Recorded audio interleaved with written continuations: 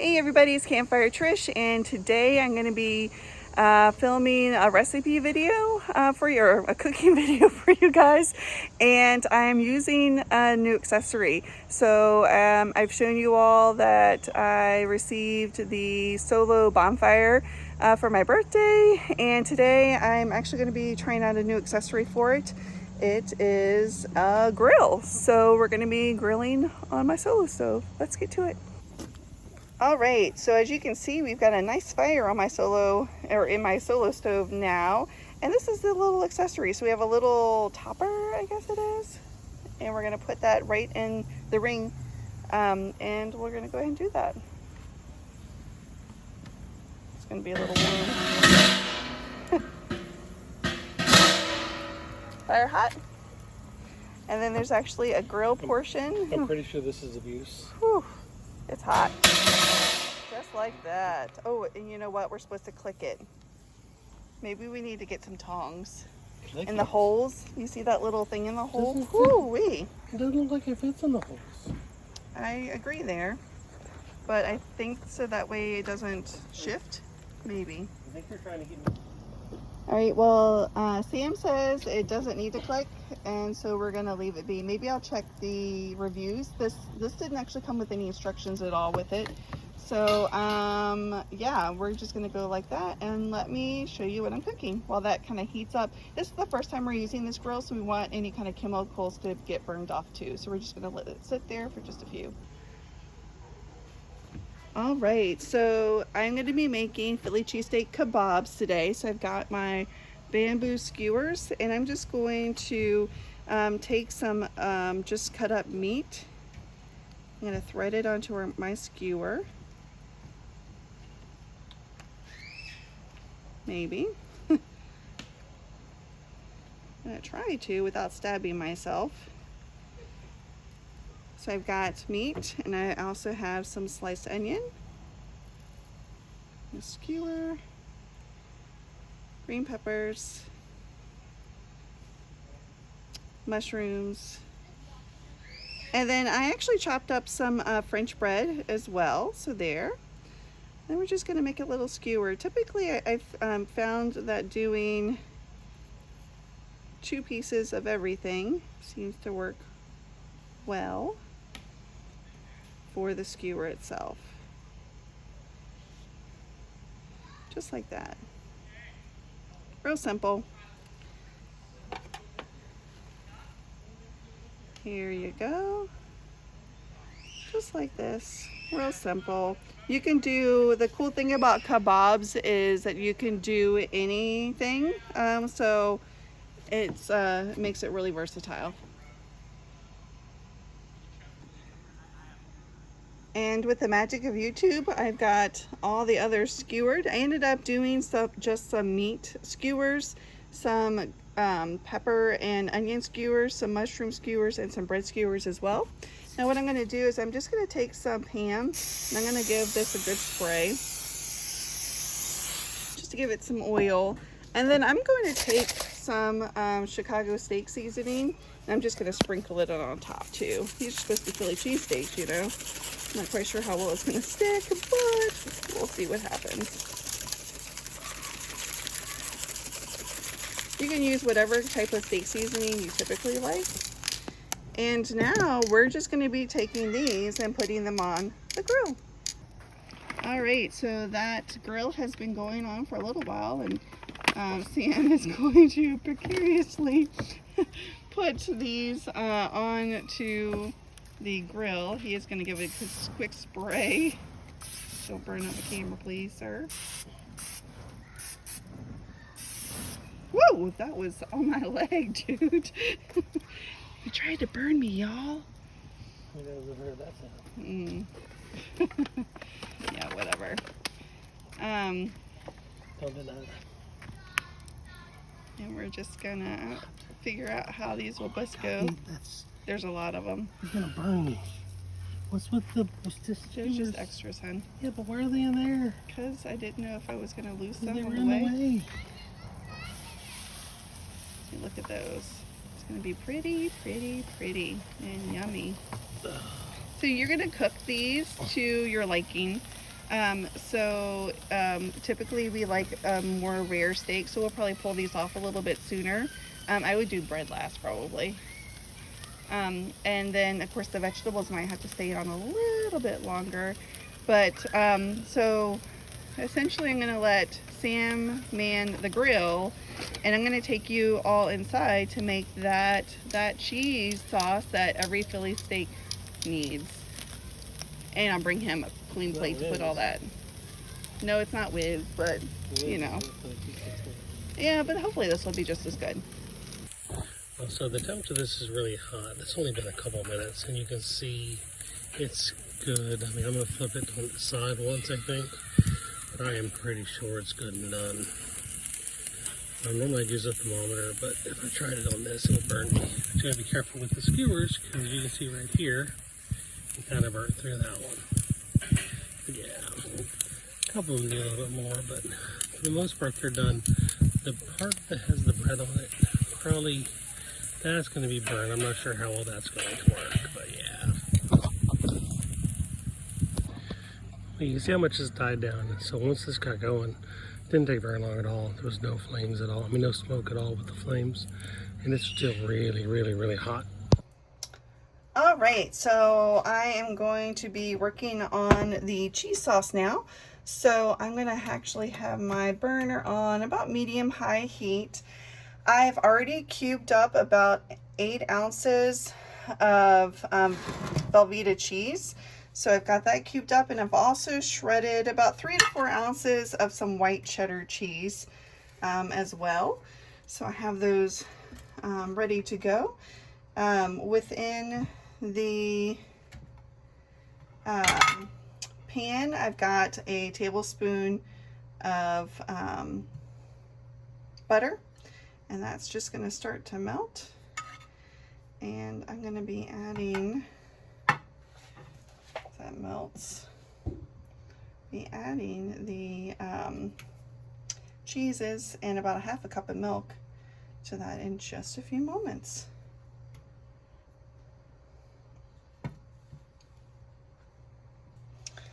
All right, so that butter's almost melted. I'm gonna go ahead and add my cheeses to my pan.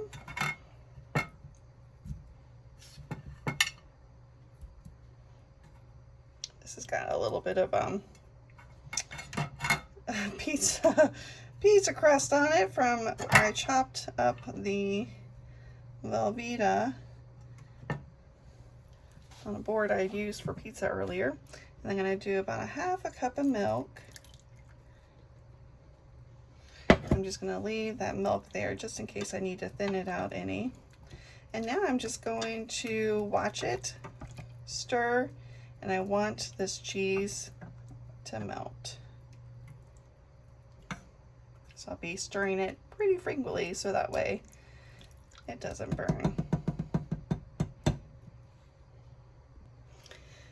Actually, I want to make a correction. The temperature should be medium low and not medium high. That is an oopsie on my part, and I'm glad I remembered before it was too late. You can see that cheese sauce is starting to melt down really, really nicely. I've added a little bit more milk to it, just to thin it out a little bit. But again, this could be to your desire, whatever your consistency or what the consistency you want. You can add more milk or not. It's totally up to you. But it's turning out really, really well. I wonder how Sam's doing with the meat. Hey, hon. Hi. How's the meat coming? Meat's done. It's over there. Wow. How's it cooking? It's cooking. Oh, it's here's the one flaw. What? When it finishes, it finishes. So you see, I had a little bit more wood to try to get it going again, but it's kind of done. Yeah. It's got lots of heat still, so it's going to cook it. But it went from, oh my God, it's cooking away fast, to oh, it's nice. Yeah. Slow cook. Yeah. I was thinking about that it probably is a little bit harder to add wood. I guess maybe if you can fit it in between the little holes. That's here. What I did. You can also just take that top off or something. True, true. But yeah, I was thinking about that it probably would be a little bit hard to maintain. So if you got something quick, maybe this would be a good option. But yeah, look at that. Look at that plate. Cheese sauce is coming along. It's almost done. Look at that, yo. Looks yummy. Smells good too. Wow, that cheese sauce is perfect. So now you can add salt, pepper, whatever you like to it, if you so desire. I'm actually going to add a little bit of Worcestershire, however you guys want to say it. That's how I'm adding it. And you can add this to your liking. That's probably about a tablespoon. Let's try that to begin with. Stir this in. This will kind of give you a little boost up on flavor. Some people like Worcestershire, some people don't. So again, it's to your liking. And I'm gonna give it a little tasty taste. Look how stringy that is.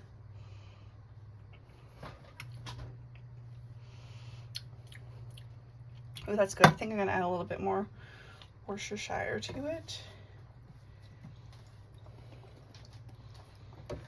Again, add to your tasting. I like to have that on my steak sometimes too. One thing I kind of wish I had thought of, maybe I should have marinated those steaks before I cut them up and skewered them, but maybe that's something to do for next time. We'll see. Look how nice. I don't know if you guys can see. I'm trying to decide how the best way to show you this. It's definitely nice and cheesy and saucy. All right, so I think that part is done. I think it's time for eating. All right, so here is the finished product. I've got my cheese sauce. I've got some skewers. I'm just gonna gently take these, the meat off, or the items off the skewers here. Why don't you switch? Because this one is more my style cook than yours. Oh, well. She likes hers a little. She likes hers medium rare, but if they're more on the rarer side, she's not as much. All right, and I have the cheese dip, and I'm just gonna. So you can if you can drizzle the cheese dip right on top if you want, or you can just dunk them. Totally up to you. I think I'm gonna do a little bit of dunking. There it is. Actually, I want a little bit of this. I'm gonna try to stuff it. That toasted great. That does look really good. Looks like I'm trying to stab you. So here is first bite.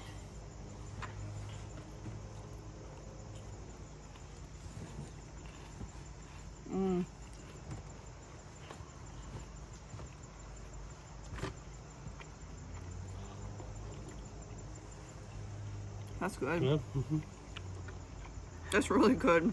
I mean, it's not cheese with it, but it's still good.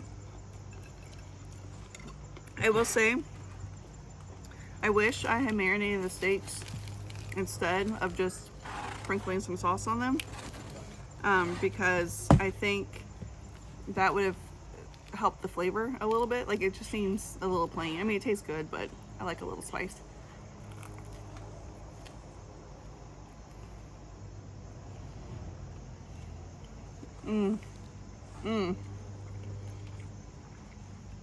Y'all, this is righteous.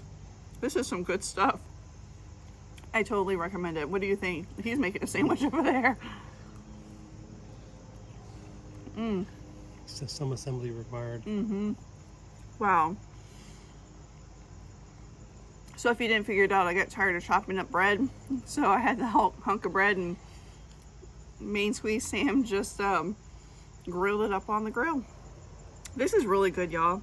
I wish, yeah, I just wish I seasoned it just a smidgen better. Maybe something that was a little bit finer so it stuck on there better. So I will say this cut of meat needs to be cut a little bit thinner. It is chuck steak, which is still good. I mean, it's good, don't get me wrong, but it's not going to be, in this kind of cook, it's, we're not going to cook it as tender as a professional would anyways. True. It really needs to be a little bit thinner just to facilitate eating, because you're not really going to cut through it because of how thick it is, and it's not fall apart like tenderloin would be. It's but good. It still looks good.